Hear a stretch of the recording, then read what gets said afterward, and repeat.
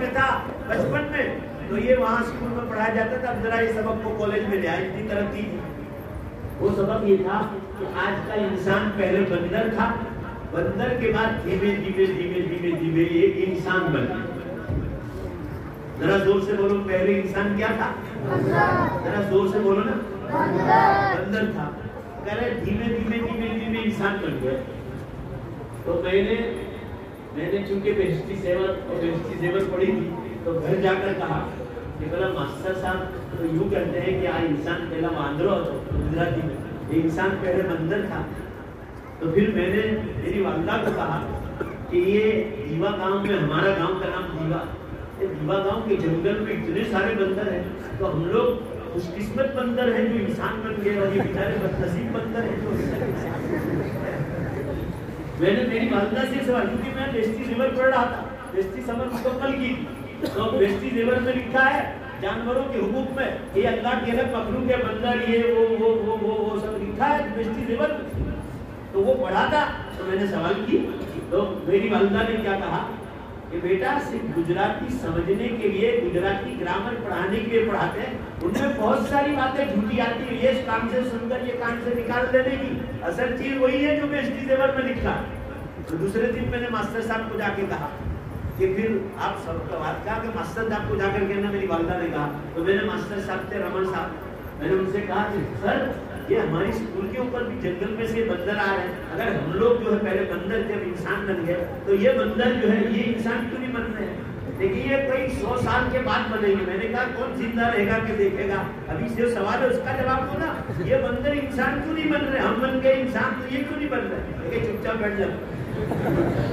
ये जवाब दिया उन्होंने कि चुपचाप बैठ जाए, क्योंकि उनके पास जवाब ही नहीं था। इसका जवाब कुरान में, किरादतल खासीन, ये बंदर अल्लाह ने अलग मखलूक पैदा की। असल में कहाँ है? डार्विन को कहाँ गुलाम खाई डार्विन ने, कि उसने देखा कि इंसान जैसा थोड़ा सा चेहरा, हल्का सा, ज्यादा नहीं, हल्का सा बंदर जैसा लगता है, तो उसने थ्योरी बना ली कि इंसान मेरे बंदर जैसा।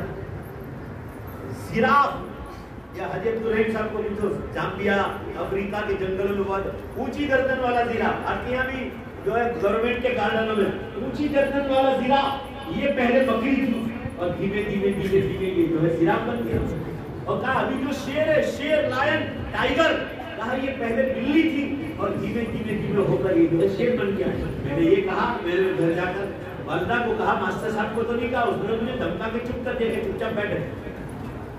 मैं दूसरे दिन हिम्मत नहीं की, और दूसरे दिन जब सबक आगे चला तो ये आया कि बकरी धीमे धीमे जिराफ बन गई, बिल्ली धीमे धीमे जो है शेर बन गई। तो अब जो है दिल में सवाल होता था कि ये बिल्लियां हमारे घरों में है, अगर ये शेर बनती है तो ये शेर बनकर हमको कभी से खा जाती, कोई इंसान बनता ही नहीं दिखता। और अभी जो ये बकरियां हैं ये जिराफ बन रही, तो हमारे घरों में बकरियां मोहल्ले में है, आज तक जिराफ होते कभी देखा नहीं, इसका कोई जोड़ ही नहीं। और चलो बन गई तो बदलाव के एक बकरी के बाद क्या था, उसके बाद कौन सी कड़ी थी, उसके बाद जिराफ बन गया। तो साइंसदान कह रहे हैं हमें कुछ खबर, बस एक थ्योरी है जो चल रही, ये आप पढ़ रहे हैं कॉलेज में जाकर, और 3 साल पढ़ोगे ना तो कुरान में उसका जिक्र आया है, हदीसों में इसका जिक्र आया है कि बंदर बेशक बोलो जोर से अल्लाह की गलत मखलूक। ये फर्क आपको बतलाएगा मदरसे में। डार्विन की थ्योरी बिल्कुल बेकार है, आज भी उसको सही समझकर लोगों को बहकाया जाता है। और दीन पढ़ोगे तो कहेंगे कि इंसान अल्लाह के अशरफुल मखलूक है।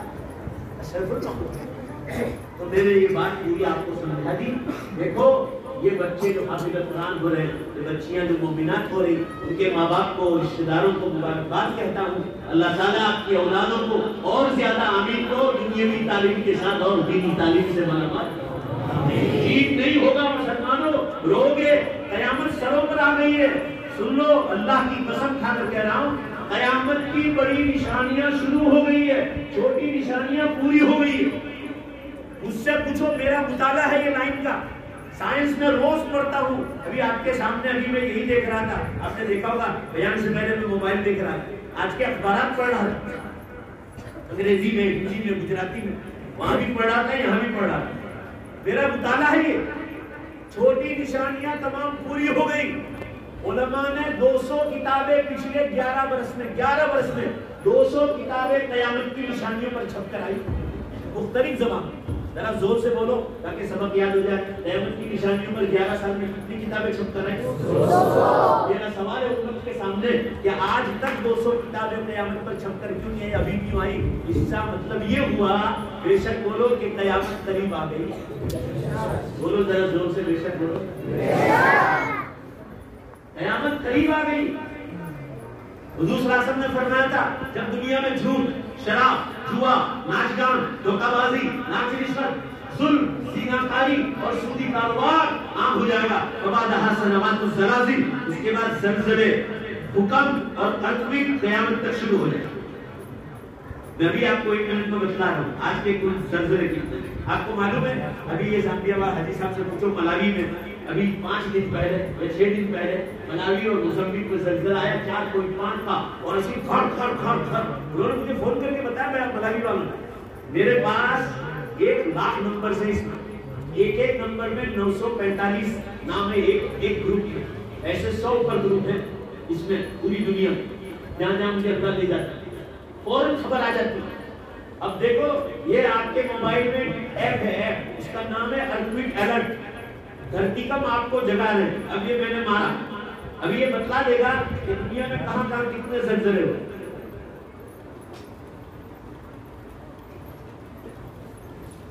मौलाना मूसा साहब टाइप करेंगे, ये ऊपर कितने लिखे? अरे जोर से बोलो, 77। ये रात 12 बजे से अभी 12 बजे तक, देखो अभी 12 बजे जा रहे, 10 मिनट बाकी, 77 ज़लज़ले हुए।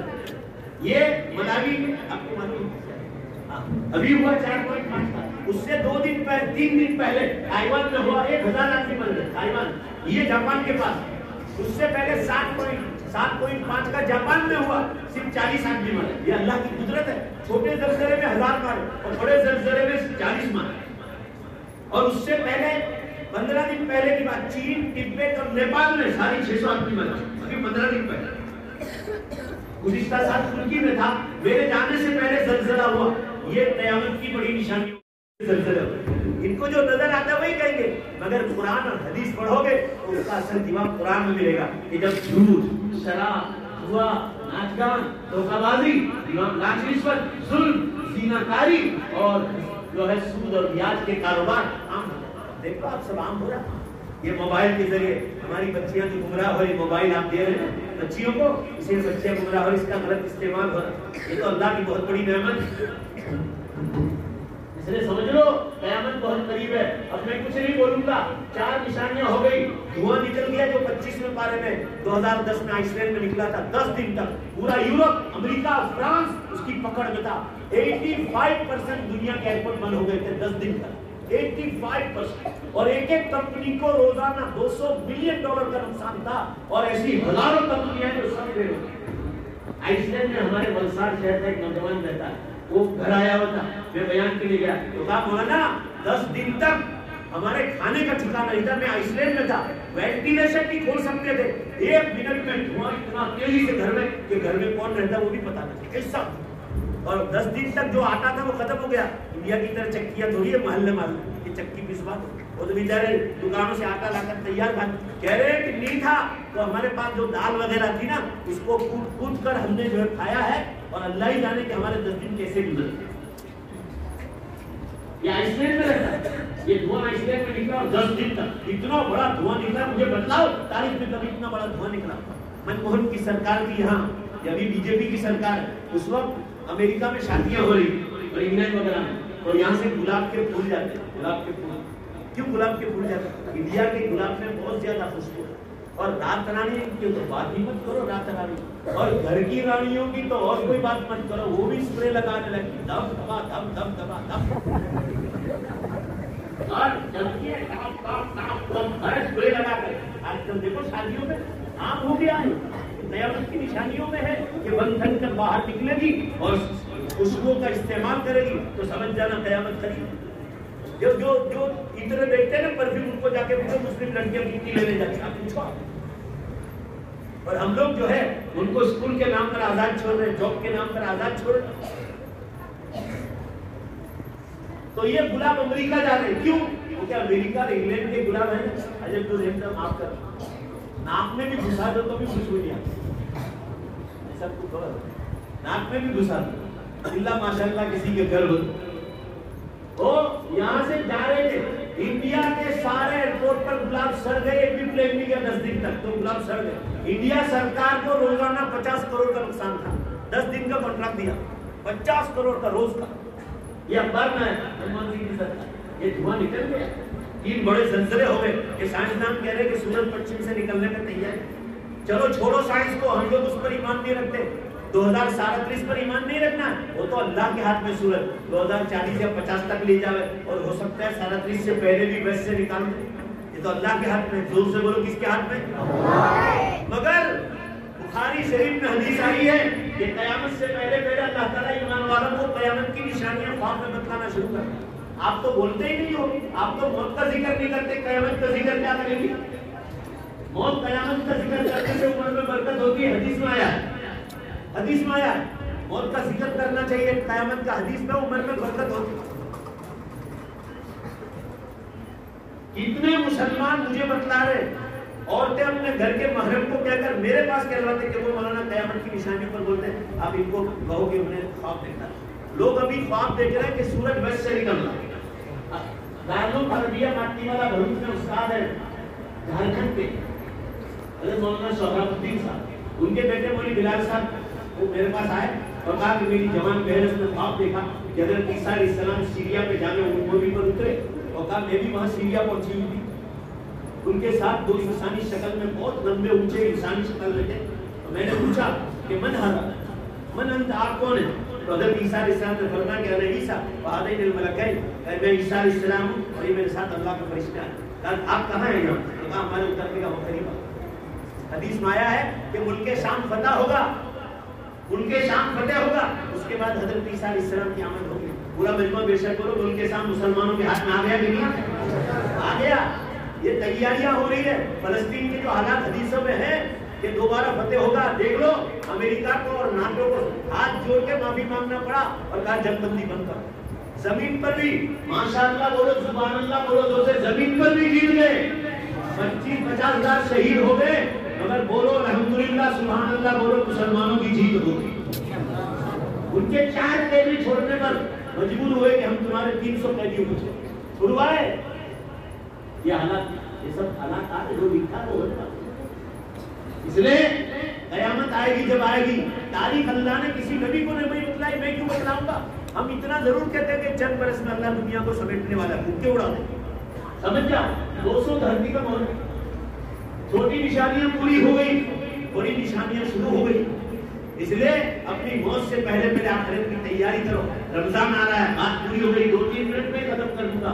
रमजान में नमाज पढ़ना है, पूरा मजमा जोर से बोलो, नमाज की पाबंदी करना है, बोलो क्या पढ़ना है, हाँ, रोजे मजबूती से रखना है। और अभी से फजाइल रमजान, हम लोग क्या करते हैं, रमजान शुरू हुआ फजाइल रमजान लेकर बैठे मस्जिद में, घर में। अरे भाई पानी घर में घुस गया, पार बांध रहे हो, 1 महीना 2 महीना पहले तैयारी करो। मैंने मेरा मामूल है, रजब की पहली तारीख से मैं रमजान पर 10-15 मिनट रोज बोलता, पूरे इंडिया का सफर करता।